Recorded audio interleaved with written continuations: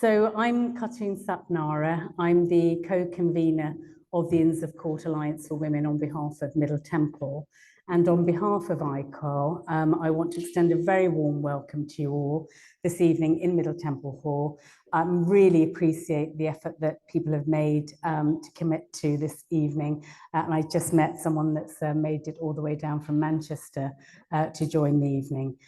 So at the outset, because it's often left to the end, I really want to thank the Inns teams that have worked really hard, the admin team, to get this event together. It's an awful lot of work to get an event like this put together. So Kate Peters from Inner Temple, Lily Young, Emma Marlowe, Gabriel Dory from Middle Temple, as well as Laura Haycon, Claire Coveney from Lincoln's Inn, and Kath Bygrave from Middle Temple. I'd like you to give them a round of applause before we even start. Thank you.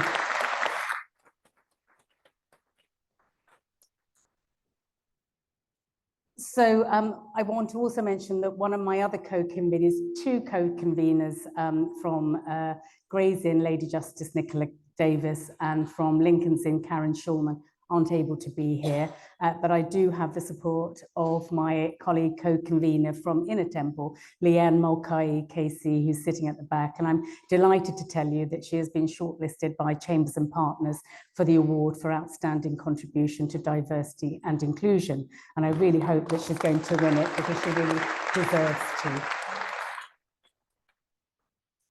So the first thing to say is it's really lovely to see such a range of people here to come to support the event in the audience. And thank you for coming. And I'm really pleased to see people here who are men, people here who are not Black, and even white men.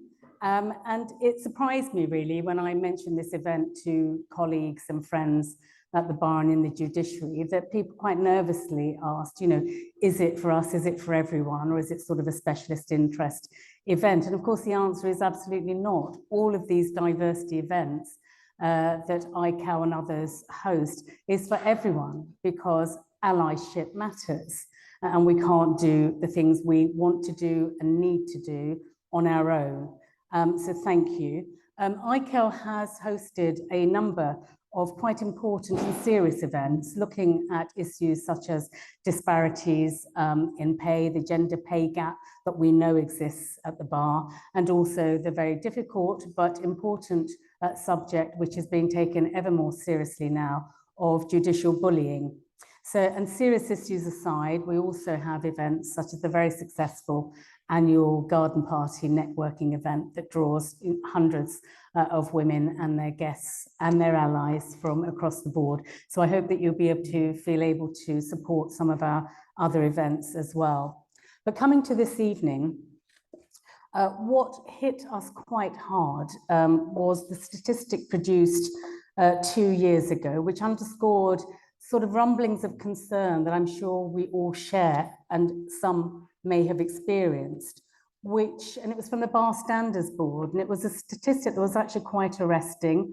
I found really very upsetting because I wondered on a personal level how we had and what part each of us had played in allowing a situation to arise where our Black sisters at the bar it was evidenced that they earn 40% of what their white male counterparts earn. And that is if you remove all of those different variables about age and seniority and academic background and area of discipline. None of that explains the disparities. So we are left, it seemed to me, with a clear and reasonable inference in the way that I might direct a jury from this evidence. A reasonable inference to draw from all of that is that it is down to structural discrimination. And let's call it what it is, at times, racism.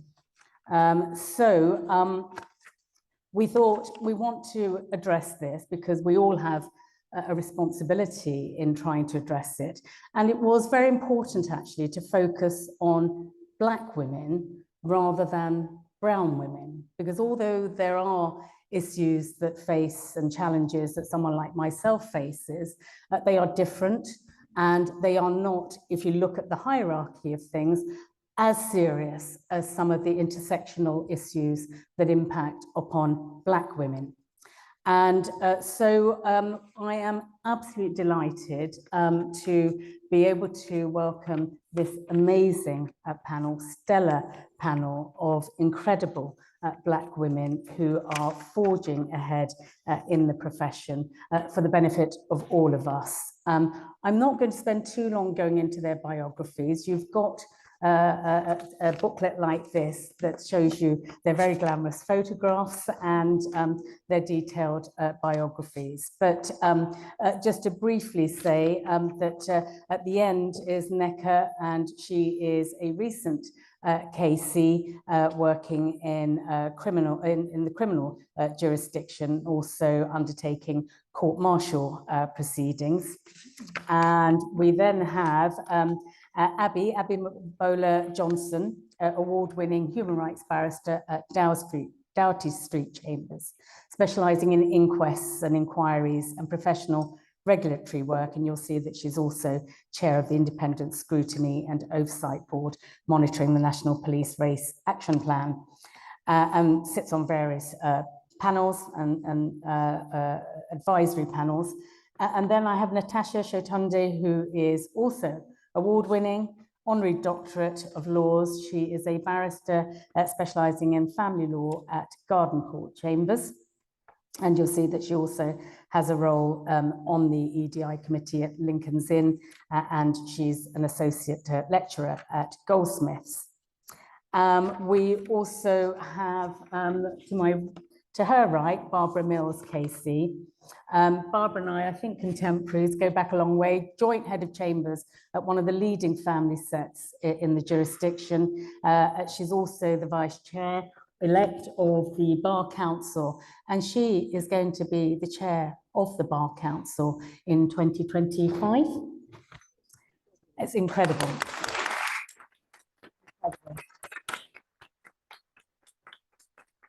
And very experienced family silk. And then to her right is Elaine Banton, who has been involved in so much work around diversity and inclusion, especially for Middle Temple and the Bar. She's a human rights barrister and an employment equality and discrimination barrister at 7 Bedford Row. She was the Times Lawyer of the Week in March 2023 and has given evidence in Parliament to the Joint Committee on Human Rights in the inquiry into human rights at work, and various other positions that she holds in and around the law. So what I wanted to start with is to try and dispel some of the myths that surround these sorts of discussions and the conclusion of that particular piece of research that I've quoted to you about the 40%, because we know that what we're going to talk about and the structural discrimination is beyond doubt that it exists, and it is underpinned by this research and empirical data. Because I don't know if you share this, but my experience is that even more so than in relation to gender discrimination and gender abuse, in respect of race, you are still often faced with what on the surface looks like a genuine and innocent inquiry from people about a matter that you may have raised, if you ever found yourself courageous enough to raise it in certain environments, as something that is discriminatory and racist. And it's couched in terms of a general inquiry, but what in fact it is a challenge to your credibility in raising this when you allege racial discrimination. And I'm sure many of you will have experienced it. I know I have. So you'll have those questions about, are you sure that that's what happened? I mean, think about this in a parallel with dealing with a woman that might have reported some sexual harassment or abuse. Are you sure that's what happened? Have you misinterpreted it because you're a bit over-emotional or a bit chippy? Did they mean it? Is there an innocent explanation for what happened? Or are you exaggerating and embellishing it because you're a bit over-emotional about these matters? Or sometimes even more offensively, is there anything you may have done that has led to this situation so that somehow you are culpable for what someone else has done, and that the response to what you have done is because you have acted improperly and somehow the response is justified? And so because of those sorts of questions and myths and undermining and what I call actually gaslighting about race, I'd like to start with inviting Barbara to contextualize the discussion that's going to follow in light of what we know has already been established as fact by, as I say, research and empirical data. Thank you, Cartoon.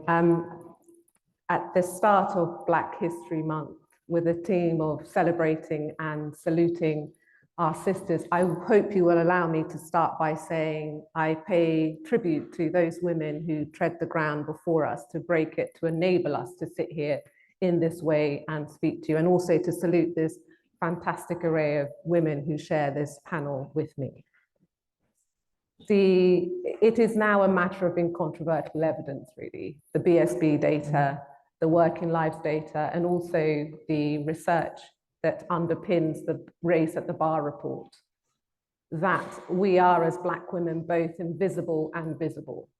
So we're invisible in terms of progression. There are still under 10 silks, Black women silks in England and Wales. There are 12.5% of all barristers are family barristers, but in our division, there are 2 Black women silks. We are the worst paid of all the protected groups and generally. We are the most bullied and harassed. And even when you progress, it takes twice as long to attain your progression state. There is evidence to substantiate the what we've all thought about the allocation of work, which is the barrier to progression often. If you don't get decent cases, you can't make those applications and you can't advance. And so it is a real issue, and we are past the idea of scratching heads and wondering whether it is true. There are a number of different sources which will all bring you to the summary that I have given you. And as Cartoon says, the difficulty is, it is hard to articulate that experience as you sit on a panel, for example, because people always invite you to doubt yourself, but the data is there and the data is clear. And we have to do something about it. Thank you. I wonder if I can maybe ask Elaine then, just to start us off.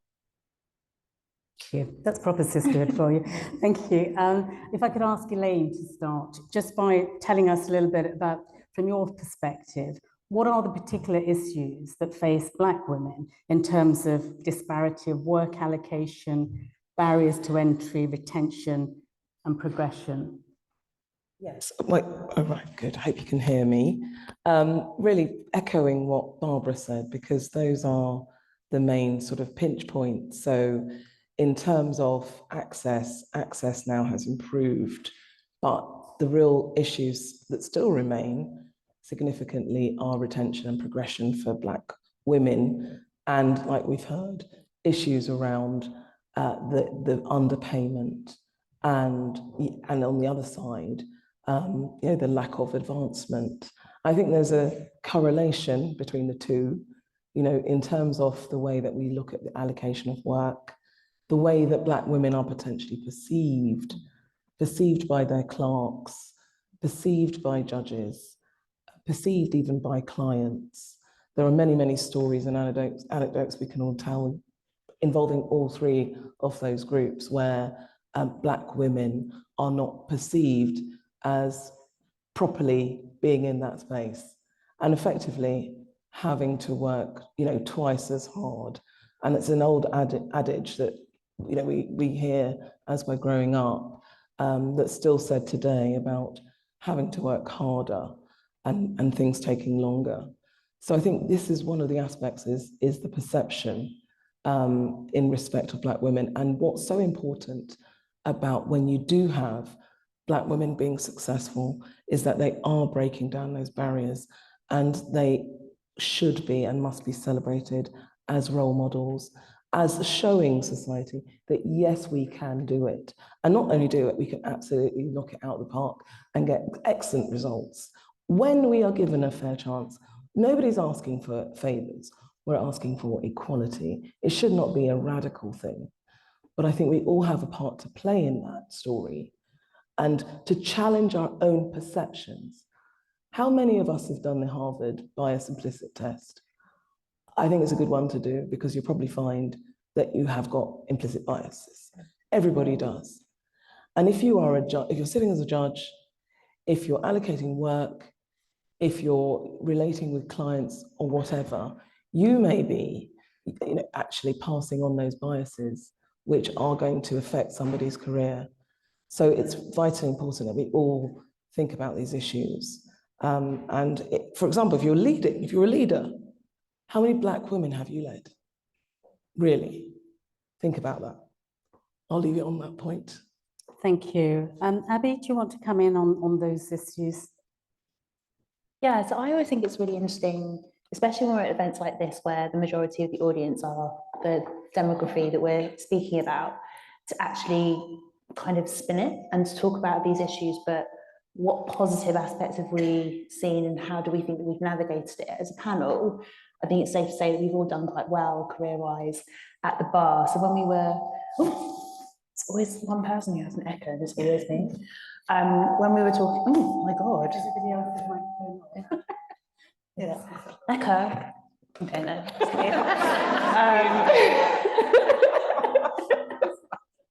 Jumped on me. I always like to think of it, and I'm just going to switch it off because it's annoying me. I always like to think of it from the other perspective of what has gone well. And if I were to highlight the points in my career that I think have assisted me to progress, and then when I read the reports, I think, oh, this is why actually I was kind of shielded from some of these things, or this is the point at which things turned around for me. I think Tash and I are quite lucky in terms of the generation that we belong to from coming into the bar. I have Black women above, horizontal and below me. So when I went into my main set of chambers, which was 25 Bedford Row, where I spent the majority of my career, I walked into a set of chambers that had Laurianne Power, who's now a KC, Melanie Simpson, who's now a KC, Emma Akudolu, Helen Valley, Cheryl Nwosu, who were all above me. And that was a conglomerate of Black women who were above me. When my tenancy decision came up after my third, sixth pupillage, they were championing me in those meetings. But not just them. I also have my people supervisors like Nicola Howard and Dermot Keating, who are white, but who I'd spoken to openly about race, about some of my concerns, about how it felt to go into a courtroom and be one of the only Black people there. I had really deliberate conversations with them about the type of practice I wanted, that I didn't want to just do gang cases, which you kind of can be pigeonholed into in legal aid cases as a Black woman. So they made sure that I was exposed to white collar work. I had those conversations with my clerks as well. So when I started as a tenant, I went on secondment to White & Case, where I did quite a high profile white collar fraud matter. I did a secondment with Kingsley Napley, which is where I met Tash. So I branched out into professional regulatory work, which brought me a private stream of work and a civil area of work, so slightly away from crime. And I didn't consciously sit down and think, these are the ways for me to navigate the discriminations within the system. But what I was doing was I was putting in these safeguards in my career and in that progression. But I also just had these sponsors and these champions who were fighting my corner and who were, specifically addressing race when they were doing so. And not everybody has that benefit. Not everyone belongs to a set of chambers where you have Black silks or people who are on track to be silks. Not everyone has people who are your peers who you can share those experiences with and not be gaslit during those conversations, so you're not just burnt out by going through your day. So I always just think it's really interesting to think about it from that perspective. And I was able also to have those conversations with my clerks, which if I'm speaking frankly, I didn't have at my first set of chambers where I did my first pupillage, but I then had at my second set of chambers at 25 Bedford Row, where I did my second pupillage and I openly spoke to them about those matters. And I think that's something that's very unique to our journey as a generation.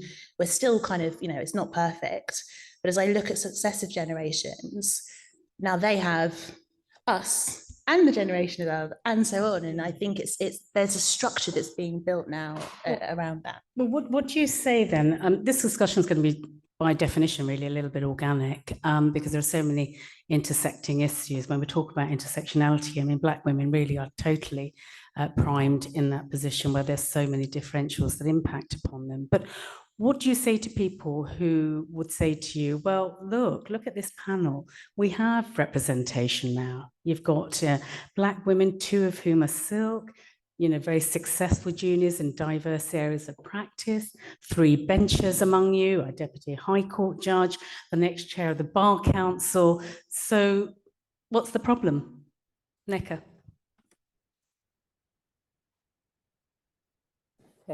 Testing. I would probably say, even with that introduction, it's not enough, because as Barbara has said, we are still, I don't even think into double figures when it comes to Black female silks. And so in terms of course, a great panel of excellence, if we can say, here, it's still not enough. And it's fine to say it's not enough, because just drawing from Abby's experience during pupillage, I was one of those individuals who was in a chambers where I was the only Black person as a pupil. So I didn't have the Loriannes and the Emmas and the Melanies to look up to and think, well, I could be there. And I also had the added obstacle, and these quite frankly were obstacles I put in my own way. I'd had my daughter during my second year at university, which by calculation, I had a 2-year-old during pupillage. So if any of you have started pupillage or are undertaking pupillage at the moment, you can understand how difficult it was to be a single mother of a 2-year-old during a very demanding pupillage where I was the only Black person, only Black pupil amongst my cohort. And it was, of course, very difficult. It was tough. It was very tiring. And going through the bar as a Black woman, what you'll find and what I found was that there was an interminable mispronunciation of my name, which really just needed just a little bit of care.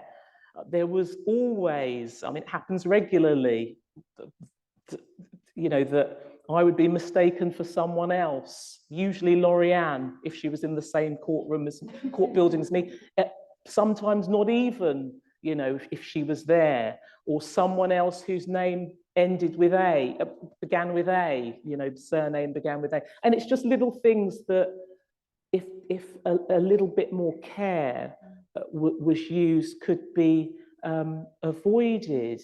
But in terms of, I'm probably going off into a bit of a tangent here, but just in terms of retention and progression, the race at the bar report was pretty depressing reading.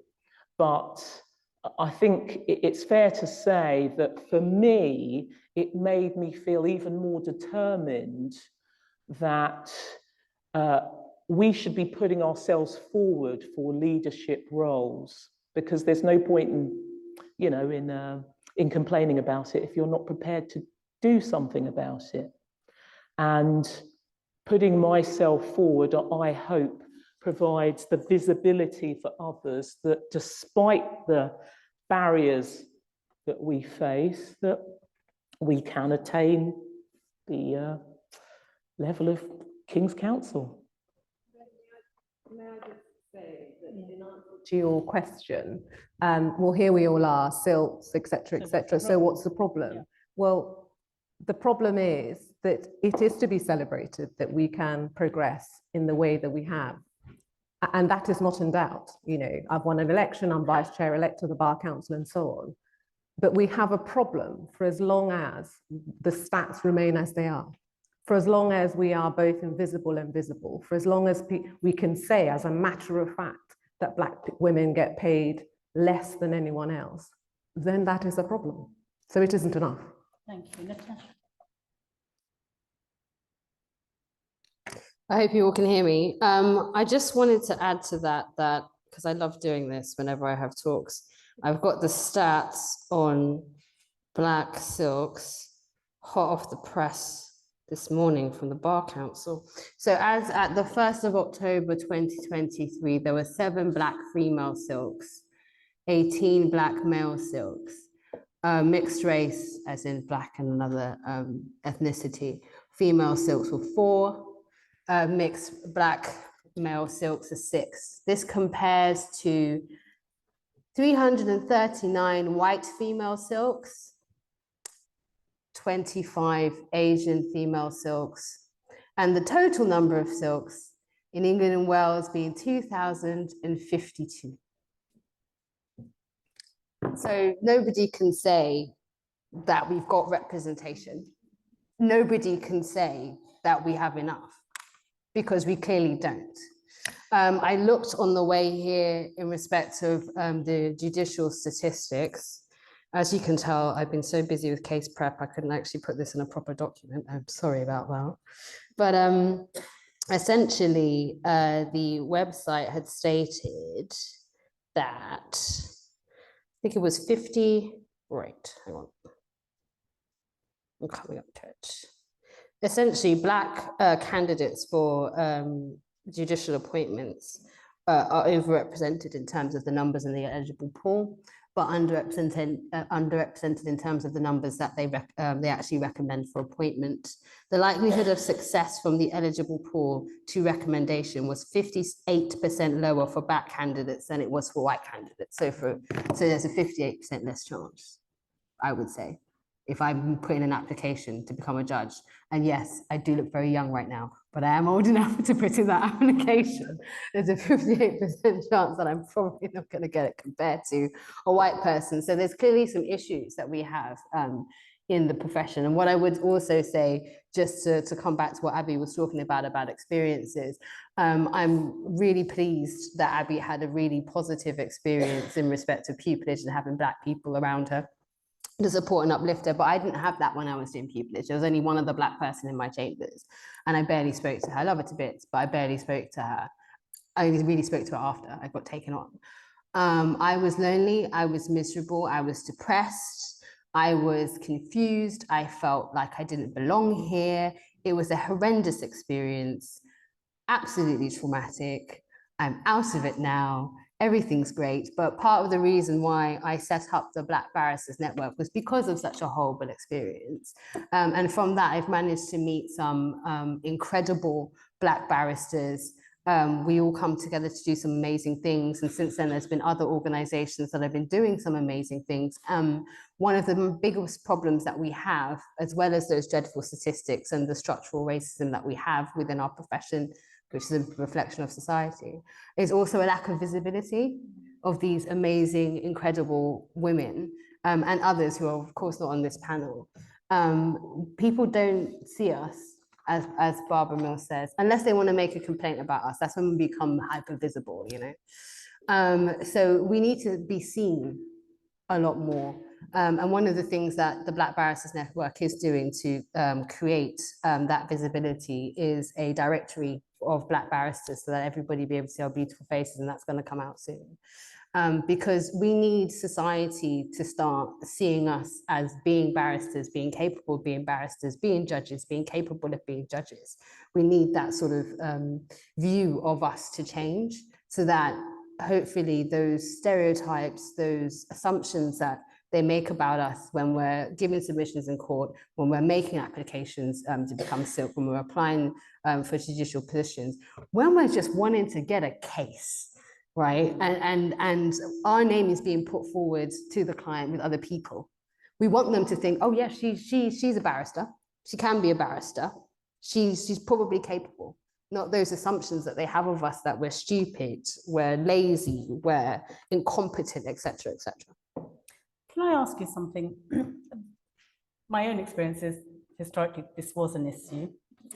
How much responsibility needs to be shared by instructing solicitors?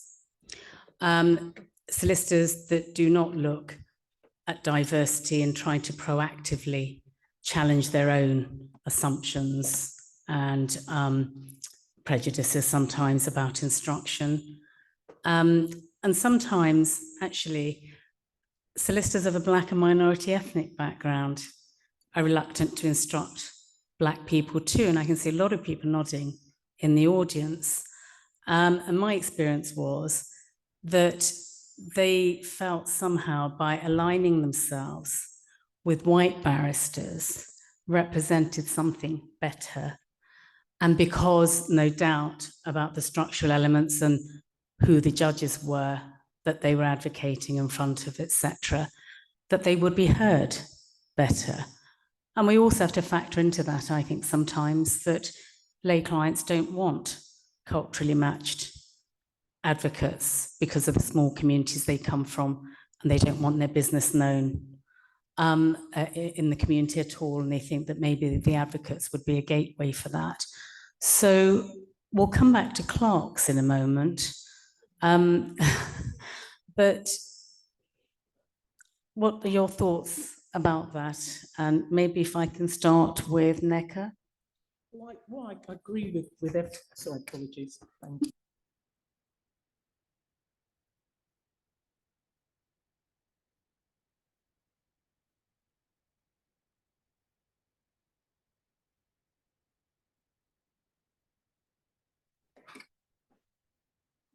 Sorry, my daughter's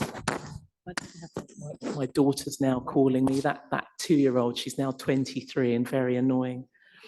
I agree with everything you just said. And I think solicitors do have a responsibility to allocate work responsibly.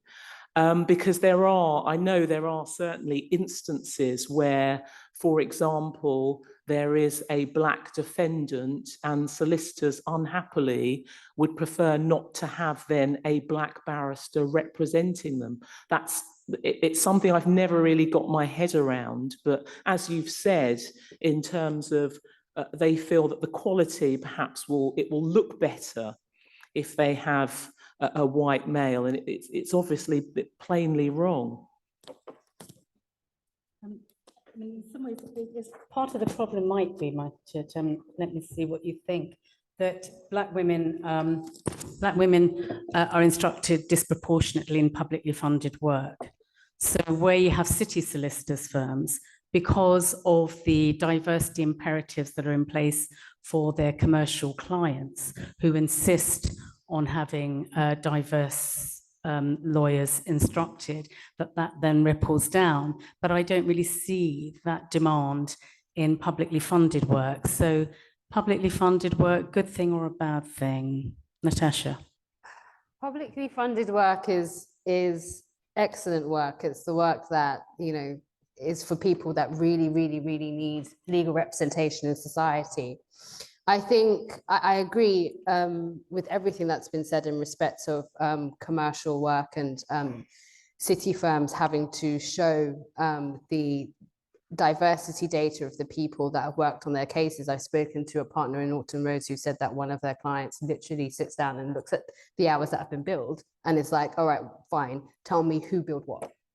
Because they specifically want to know whether those ethnic minority solicitors that were put forward to try and pitch for the case are actually working on the case. We don't have that for us, which I think is a big problem. I mean, on a personal level, I was working on the Dame Linda Dobbs review for 2 years, I think, and I finished that in May 2023. I decided to take a break because I needed a break before I really started going on hard for the COVID-19 inquiry. And then I came back. I'm back, ready to start court. Clerks are like, cool, constantly emailing me with cases saying, do you want to be put forward for this? Do you want to be put forward for that? And I was saying, yes. wasn't getting a single one for so long. And I sat down in my house and it got to the point where I thought, well, maybe I'm just not as good as I thought I was. And I just got really upset. And obviously in my mind, I was like, it feels a little bit racist to me on the other side. But I was like, let's not go there. Let's not go there yet. Let's just pause for a moment. So your clerks were putting you forward there? Yeah. Your clerks were? Yeah. So yours is an absolute explicit example of solicitors It's the other actually side. bearing responsibility. All right, so Abby, do you want to come in on that at all?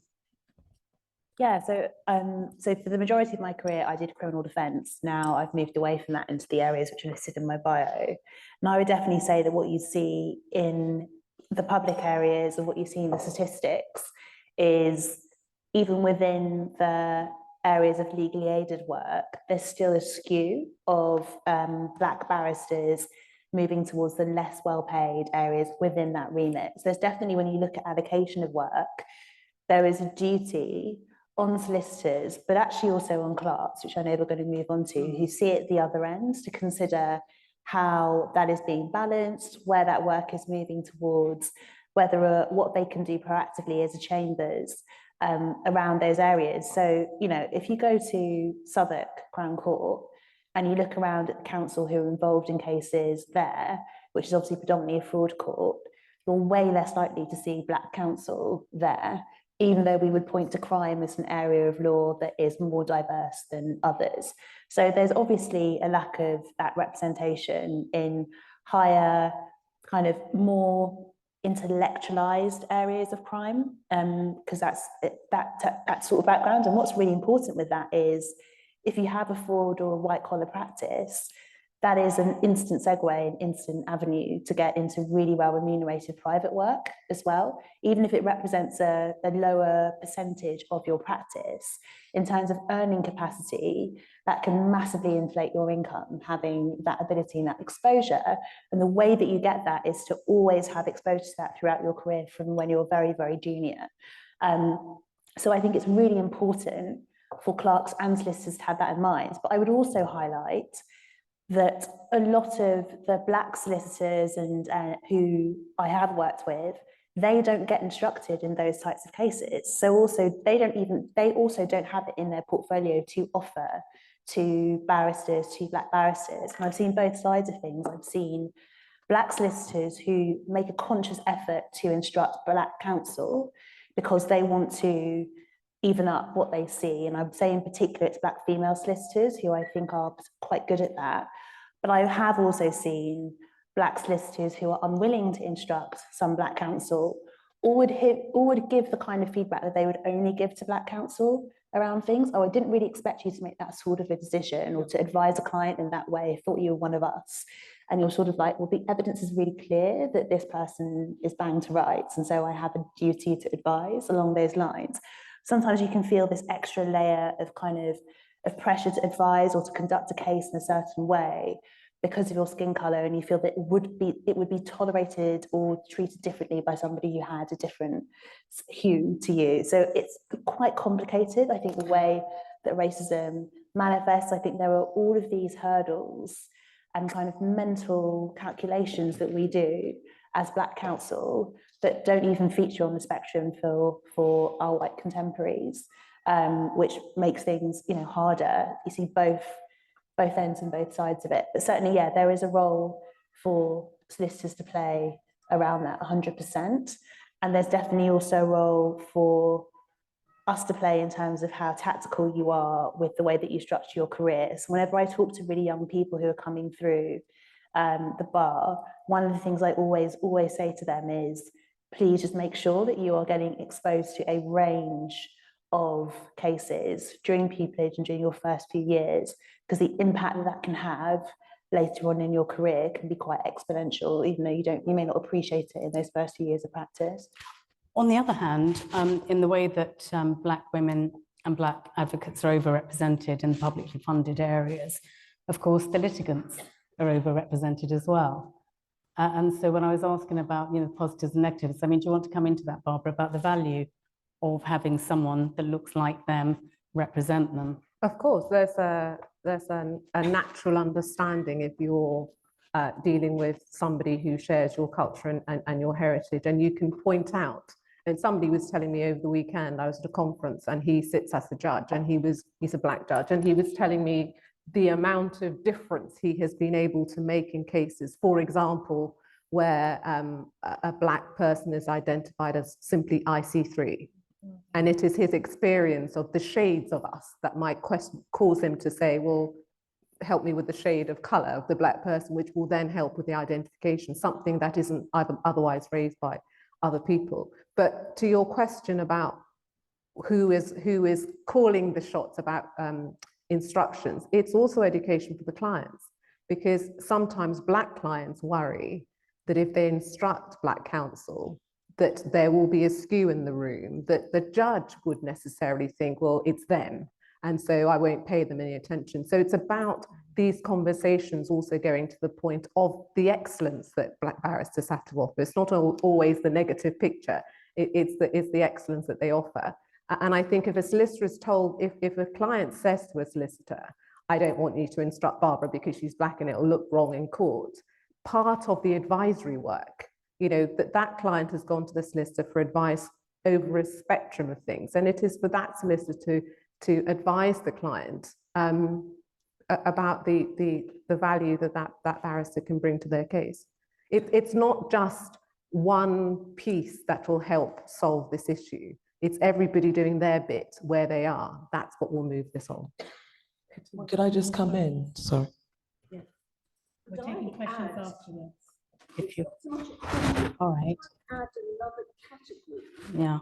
that seem to me to be at fault, and that is our politicians who perpetuate this myth that if you are black, you're a criminal, if you are black, you are a migrant and unwelcome. And if we don't get our politicians to treat us with equality, you've got a battle on your hands. I was just going Elaine. to say, as a civil practitioner on this panel, so I think it is actually quite different in civil areas still.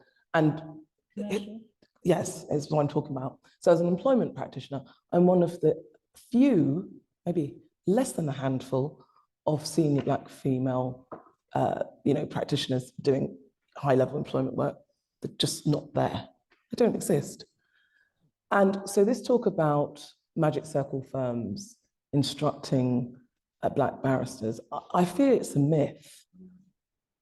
I'd like to know where it happens, because I don't see it. Well, I don't see it.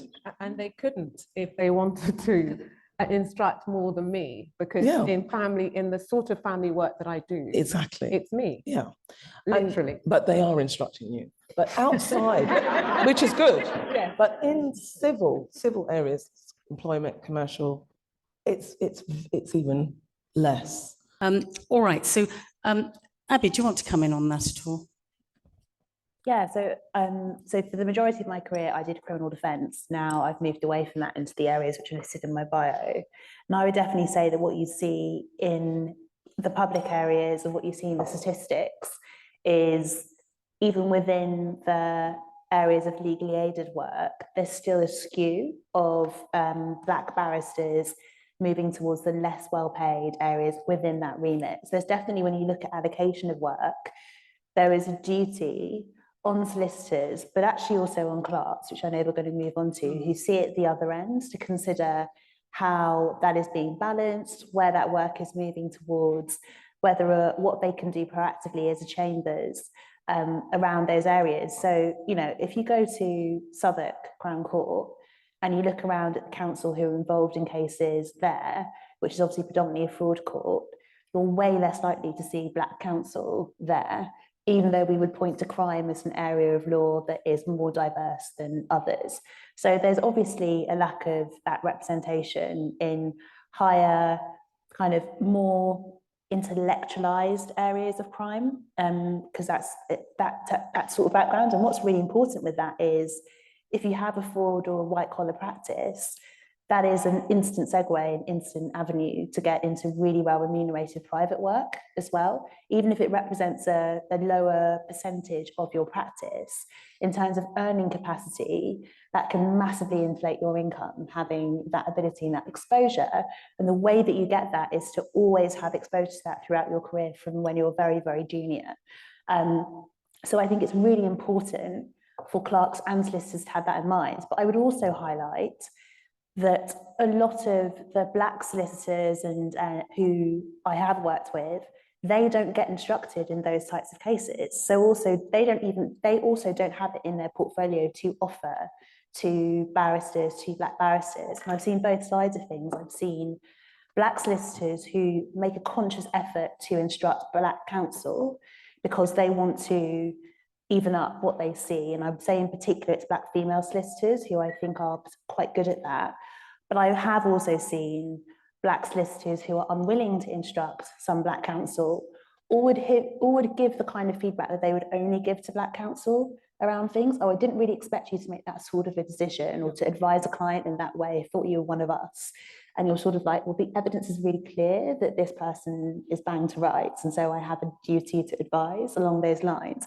Sometimes you can feel this extra layer of of pressure to advise or to conduct a case in a certain way because of your skin color, and you feel that it would be tolerated or treated differently by somebody who had a different hue to you. So it's quite complicated, I think, the way that racism manifests. I think there are all of these hurdles and kind of mental calculations that we do as Black counsel that don't even feature on the spectrum for our white contemporaries, which makes things, harder. You see both ends and both sides of it. But certainly, yeah, there is a role for solicitors to play around that 100%.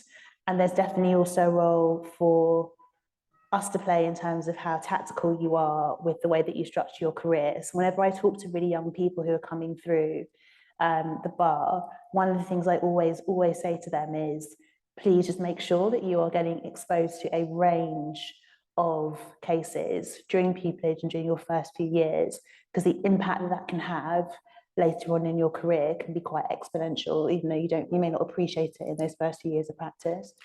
On the other hand, in the way that Black women and Black advocates are overrepresented in publicly funded areas, of course, the litigants are overrepresented as well. And so when I was asking about positives and negatives, do you want to come into that, Barbara, about the value of having someone that looks like them represent them? Of course, there's a natural understanding if you're dealing with somebody who shares your culture and your heritage, and you can point out. And somebody was telling me over the weekend, I was at a conference and he sits as a judge, and he's a Black judge, and he was telling me the amount of difference he has been able to make in cases, for example, where a Black person is identified as simply IC3. And it is his experience of the shades of us that might cause him to say, well, help me with the shade of color of the Black person, which will then help with the identification, something that isn't otherwise raised by other people. But to your question about who is calling the shots about instructions, it's also education for the clients, because sometimes Black clients worry that if they instruct Black counsel, that there will be a skew in the room, that the judge would necessarily think, well, it's them, and so I won't pay them any attention. So it's about these conversations also going to the point of the excellence that Black barristers have to offer. It's not always the negative picture, it's the excellence that they offer. And I think if a solicitor is told, if a client says to a solicitor, I don't want you to instruct Barbara because she's Black and it'll look wrong in court, part of the advisory work, that client has gone to the solicitor for advice over a spectrum of things. And it is for that solicitor to advise the client about the value that barrister can bring to their case. It's not just one piece that will help solve this issue. It's everybody doing their bit where they are. That's what will move this on. Could I just come in? Sorry. Yeah. We're taking questions afterwards. If you All right. add another category that seem to me to be at fault, and that is our politicians who perpetuate this myth that if you are black, you're a criminal, if you are black, you are a migrant and unwelcome. And if we don't get our politicians to treat us with equality, you've got a battle on your hands. I was just going Elaine. to say, as a civil practitioner on this panel, so I think it is actually quite different in civil areas still. And yes, is what I'm talking about. So as an employment practitioner, I'm one of the few, maybe less than a handful of senior black female, practitioners doing high-level employment work. They're just not there. They don't exist. And so this talk about magic circle firms instructing black barristers, I fear it's a myth. I'd like to know where it happens because I don't see it. Well, I don't see it. And they couldn't if they wanted to instruct more than me, because in the sort of family work that I do, Exactly. it's me. Yeah.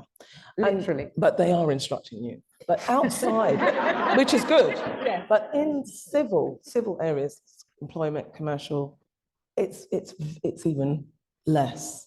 So and then look at the set. So this is how it works. They are married to particular sets. This is what it is in civil employment, those areas.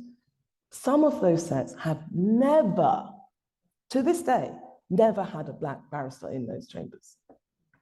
Not even I am against those chambers. Not even that pupil, let alone of that. They have. 10. Maybe they've had people, they've never been taken on. Yeah. And I'm against those sets all the time. They've never had a black barrister. They may have had an Asian one, they may have Asians. They do not have any black women or black men. Maybe they've got one black man, but no black women.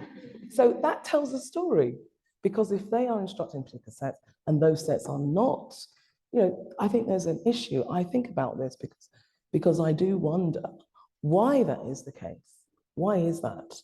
And I think, it's a bit of a chicken and egg, but more needs to be done about that, because it would seem to me that some of these spaces are not very inclusive.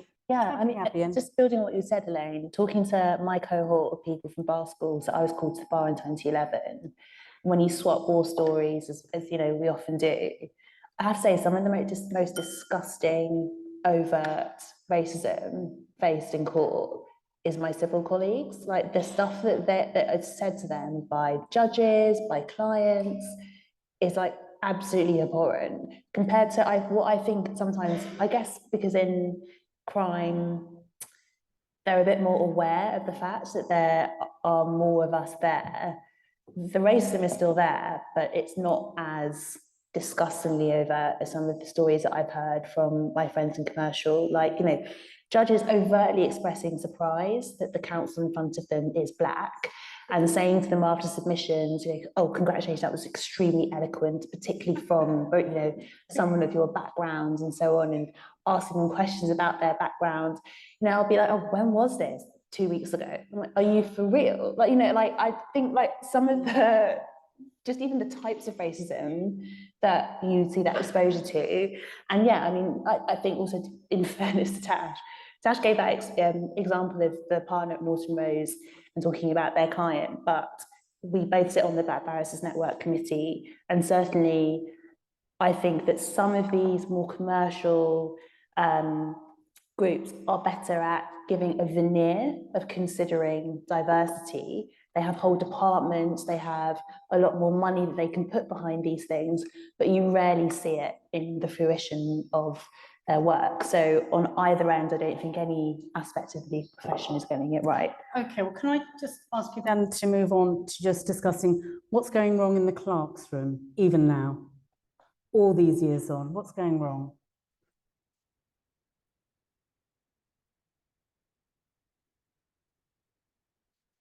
Well,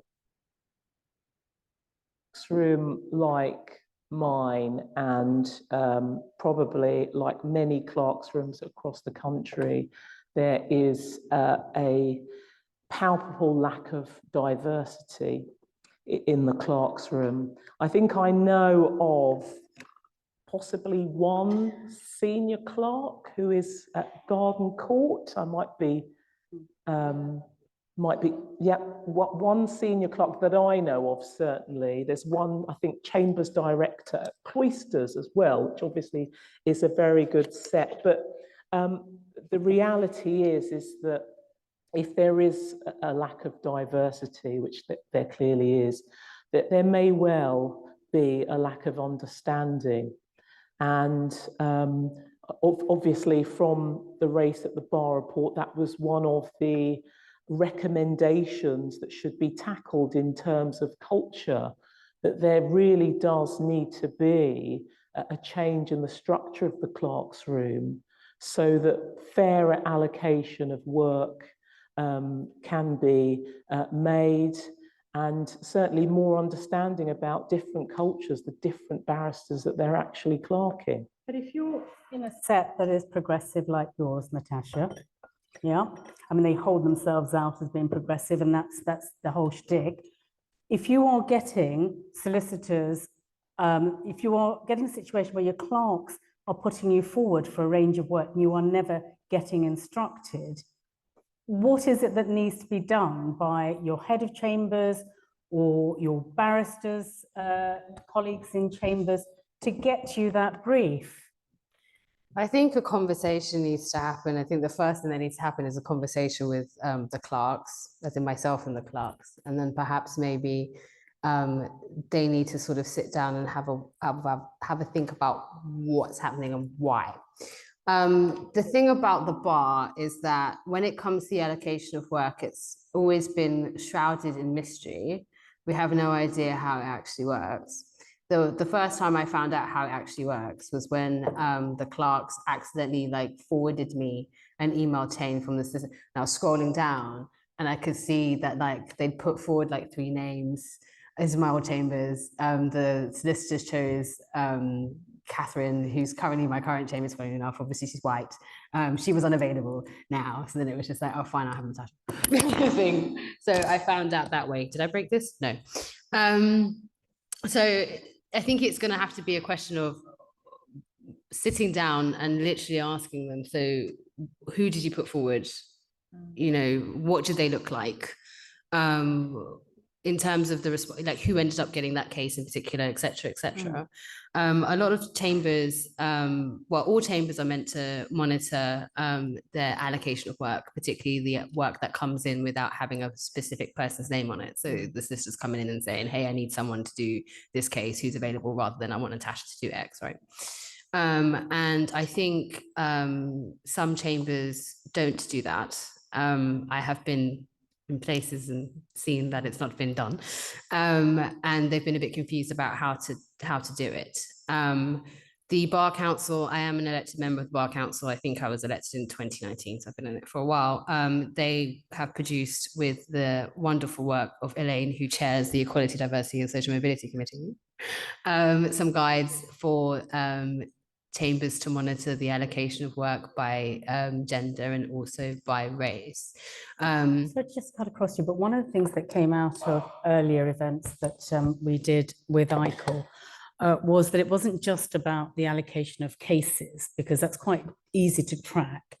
It was about keeping a record of every single opportunity, whether that's a speaking engagement or a seminar or a social event, because we know that those lead to work, and that every single opportunity ought to be recorded so that there is transparency. And the other thing was also possibly about having some transparency about publishing earnings. Yeah, no, I agree. Without necessarily attributing to individuals. There are ways and ways of doing it. But is that something that anyone along here has taken up? Because that's recommendations that were discussed at an ICAW event, I think about 18 months ago.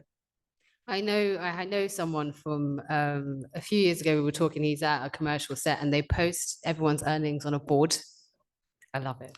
They post everyone's earnings on the board, so you can look at it and you can see what everyone's earning, and you can be like, right, I need to improve here, I need to improve there. And then also in his diary, it also states why the solicitor decided to choose him over others. So for example, he was quite junior at the time, and he was like, most of the time, the answer was cost.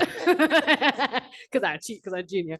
But yeah, that kind of transparency is necessary for those of you who are yet to start at the bar.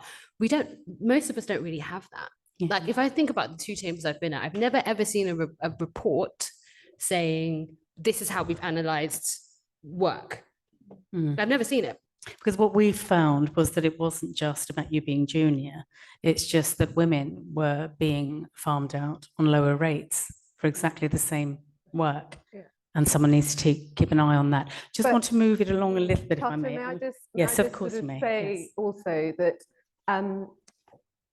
I'm a great believer in the part of the self-employed when you are at this part of the profession. I'm very lucky. I was a pupil in the set that I'm now joint head with Charles Hale. So my path has been smooth in that sense, and it's a very good set and we get plenty of work. I also have an extremely good relationship with my clerks, but I haven't relied on my clerks for everything. I've actually decided where do I want to go and mapped out for myself, because that is the relevance of the self bit of the self-employed. Come to that part of the strategy. I think it's very important that if you're young and yet to come in, that we're throwing doom at you and you'd be thinking, what on earth would I have hemorrhaged all this money to qualify? What on earth am I going to be doing here? And I don't think you should despair, because there are lots of tricks to navigate the system in order to make a profitable career. Can we come to that then? Because last night I watched a documentary, I don't know if any of you did, and it was about Black doctors. And it was so refreshing to see Black doctors, not just white, and Asian doctors, including a woman who was a surgeon in the 1950s, I think, who'd come over from Jamaica, I think it was. And this thing about, you know, sisters doing it for themselves. There was a young male doctor who noticed during his training that the diagnosis of skin complaints in Black patients was based entirely on learning of diagnosis of skin complaints in white people, and how things were misdiagnosed or diagnosed late so that the patients weren't getting timely treatment. And what he did was to go ahead and develop some app, I think it was, or some online resource that would help people to identify all of that. So I just would like you all to look at the positives now about strategies for the future and what Black women can do themselves to drive change and assume leadership.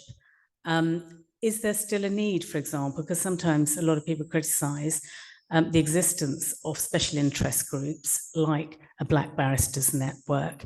So shall I come first to who was, Elaine probably hasn't spoken.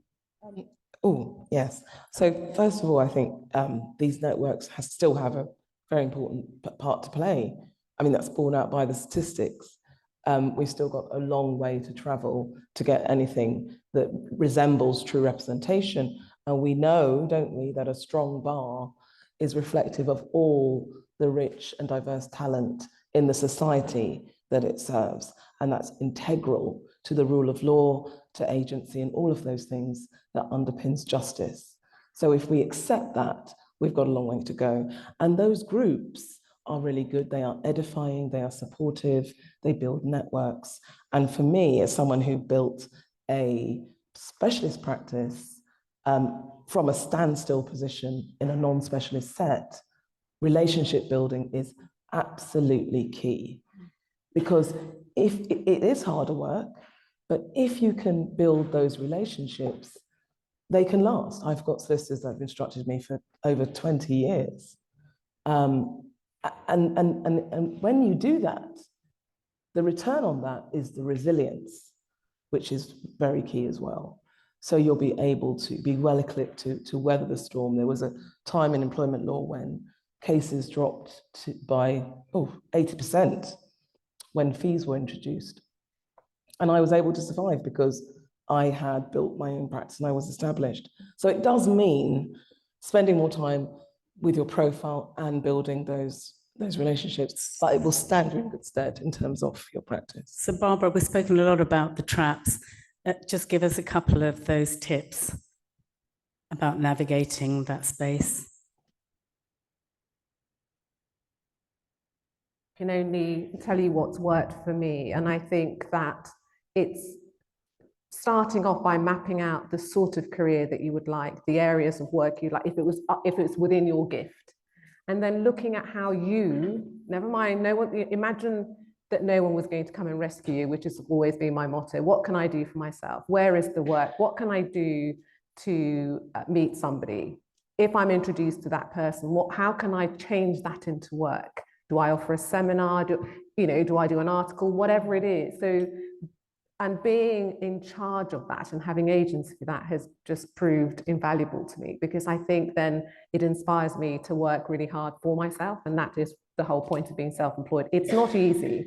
I'm not sitting here saying it's easy, but it's very worthwhile, and it's the only way. And if you have your own hand in it, then it matters little what your clerk does if your clerk's room is blocking you, because in the end, if you forge relationships with people who are instructing you, they'll instruct you in your name. Doesn't matter what your clerk's doing there.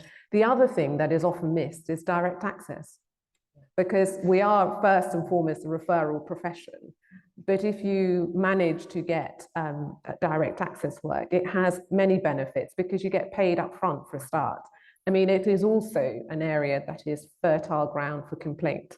So you have to be careful. And what I would suggest is that you always try and have somebody with you, either a paralegal from, if you're lucky enough to have access to somebody like that, or I find a great resource, a friend of mine uses law students who are looking for exposure and entry into the profession. And you can ask them to sit with you and they'll take a note, and you're protecting yourself in that way.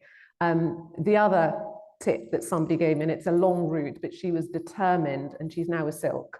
She was determined to make it at the bar.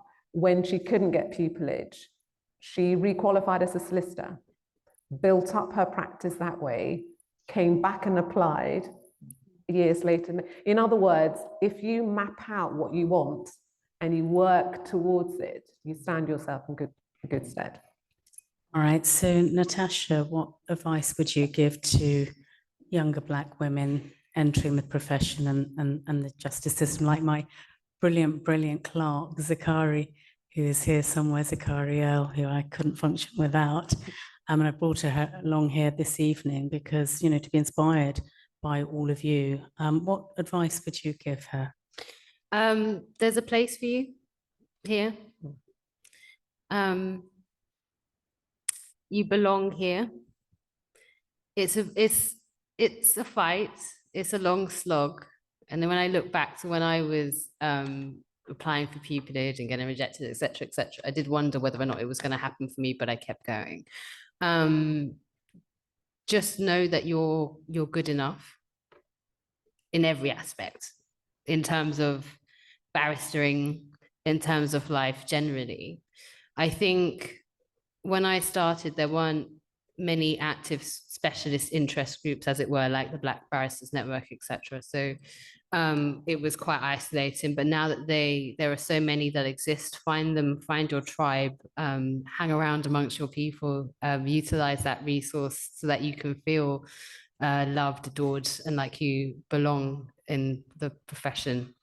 Another thing that I've done is had a diverse practice. So when I started off, I did a lot of crime, I did a lot of extradition, I did a lot of landlord tenant, personal injury, etc., etc. Then I started getting on the inquiry track. I think it's important to sort of spread yourself out a bit, because, for example, with me and Abby on inquiries, we get paid regularly, which is a problem sometimes when you're at the self-employed bar. And then sometimes I dip in and do a bit of courts, and I can get money that way as well, and sit on other things too, and I lecture as well. So that way you're not just relying on the clerks to bring you your work so that you can pay your mortgage and eat and buy designer. And Abby? I think you need to approach it like a business, and have a business plan. I'm embarrassed to say the first time I actually wrote out a business plan for my career was when I was applying to Doughty Street last year, and you had to do a business plan as part of the application process. And that's when I sat down and had to, as Barbara says, actually map out my career and think about what I wanted to do. I was changing areas of practice. I was moving to a different set. I was a new mum and so on. So I think approach your practice like a business, and then you'll see the value in things that you do outside of the bar, which may add to your career. I think there's a specific trap that we can fall into as Black women, which is you can get really caught up in doing lots of free, lots of kind of exasperating, time-consuming work for organizations or for like really, you know, well-meaning groups that ultimately won't get you anywhere because they're not really that interested. They just want to use your face for things. Think about how you can convert those with your career. Think about who you bring with you. Think about where you're spending your time. Think about why your ambition looks the way that it does. There's another aspect to racism that we need to be very conscious of, which is internalized racism. You can internally limit your own ability without even realizing it. You may have convinced yourself that you want to be an Old Bailey silk. Fine, if that's what you really want to do. But are you doing that because you've convinced yourself that you're not smart enough to do white-collar crime, or that you're not good enough to do human rights law, so you're going to do crime instead, which I do think is a form of human rights law, but you know what I mean. So always have that sense check. And I think always also like look at who you're surrounding yourself with. Are you surrounding yourself with people who are strategic, who are driven, who are ambitious, or people who are happy to kind of sit where they are and don't push you to achieve the best that you can? You know, I'd say like Tash and I have a lot of chats where we kind of tell the other person to fix up because we're limiting ourselves. I'd say maybe I'm a bit more aggressive in those conversations to Tash than the other way around, but she's like my little sister, even though there's only like 2 years between us, but we're Nigerian, so that could be 20 years. So, you know, you need to have your people who kind of push you in that direction. And finally, and this is one thing that people never talk about, please look at who your partner in life is, because people will drag you down. You need to be with somebody who will nurture your ambition, who will understand when you need to be protected, when you need to be looked after, when you need to be pushed. And especially as women, and particularly as Black women, you need to be coming home to somebody who fills your cup and doesn't drain you, because that will take away from your career if you don't. I suspect. Yeah.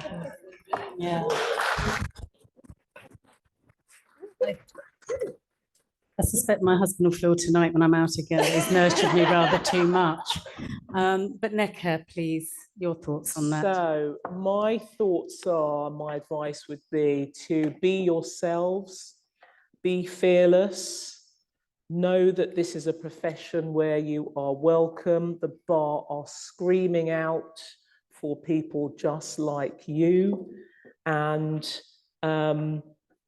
the criminal bar, obviously I'd give a plug for the criminal bar. We would be lucky, really, to get individuals who represent the composition of society. That's what we desperately need, and can only hope that more people apply to become criminal barristers. Another thing I would advise is to align yourselves with good mentors, those who encourage you.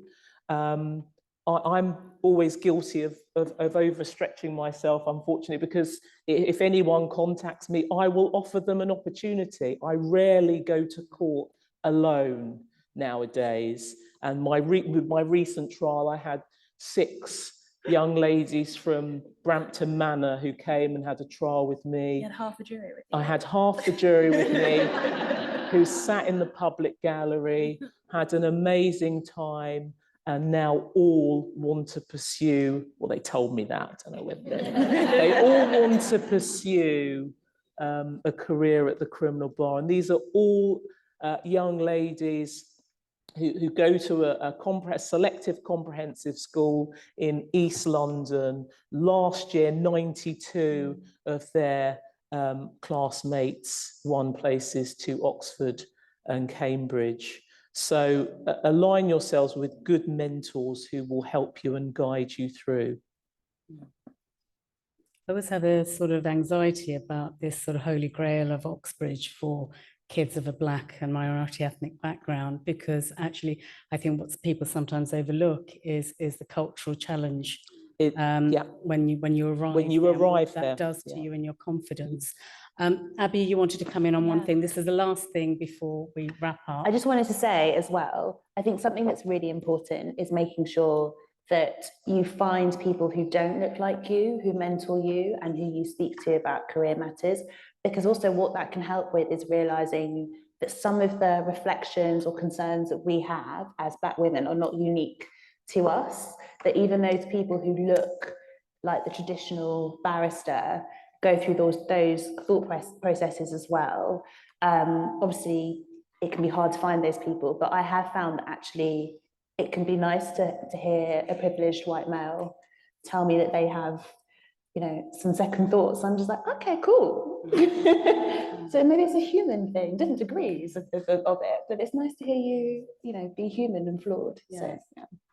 Although it's always quite concerning when they get into a whole oppression Olympics with you about how they might have suffered. But anyway, look, unless anyone's got any burning questions, I wonder if it'd be okay for us to move to drinks where we can network and talk. But if you do, we did say we'd allow some room for questions. Does anyone have a question? Yes. There's a mic. There's one got a roving mic. Just one moment. Thank you.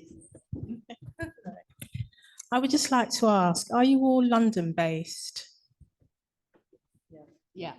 Because, okay, because my perception is that London is a lot more open and there is a lot more opportunity for people of ethnic backgrounds. I live in Leeds, although I'm a Londoner, and my observations of representation outside of London are very concerning. So is this something that is also being considered? Because not everybody can or want.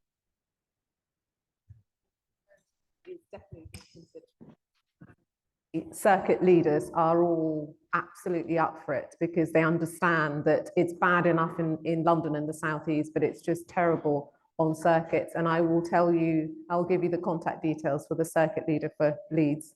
And you can say I said. He said he was open. So yeah, you can speak to them. Anyone else got anything?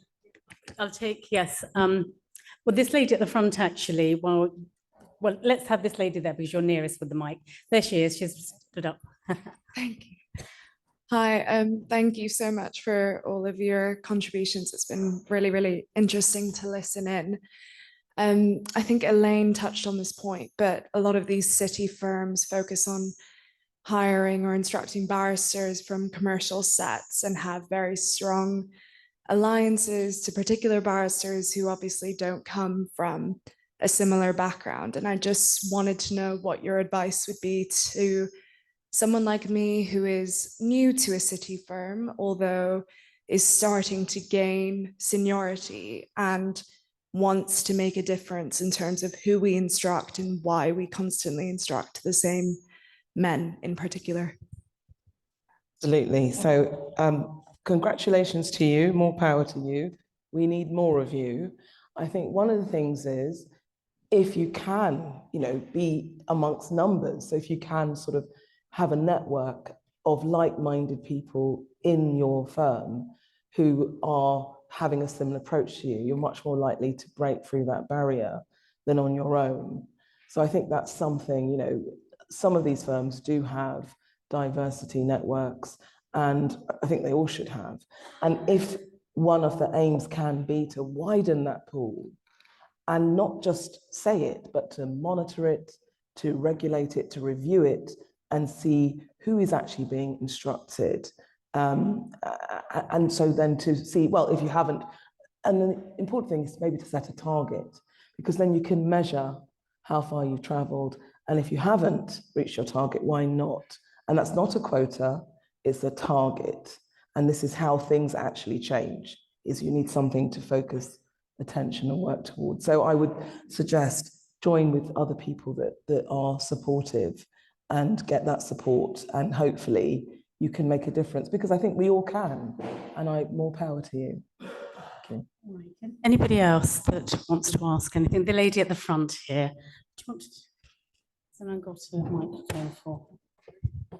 this. I don't know if that's working. Yes, what it up? Yes, thank you. Thank you.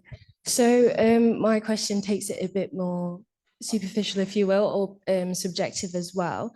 I wanted to know how you deal with conformity in terms of representing yourself in the best way, but also maintaining your Black identity. So in terms of even natural hair or the way you speak, I'm quite conscious of the way I speak. I'm from Nottingham, but it's not always noticeable in my accent because I've worked hard to make sure I enunciate properly, all that. I speak clearly, which is a part of advocacy in itself, but then also taking it in terms of that, how that reflects from Black people, it's often perceived as, oh, you speak quite white. So how do you present yourself in a way that is putting your best foot forward, but also maintaining that sense of identity? And then what part is cultural and what part should be you bring towards your work? That's actually a brilliant question. Thank you, because it's really relevant, something I'd hoped we'd touch upon, but we haven't had time. Now, who hasn't spoken for a while? Natasha, with magnificent hair. Okay. I have a confession to make.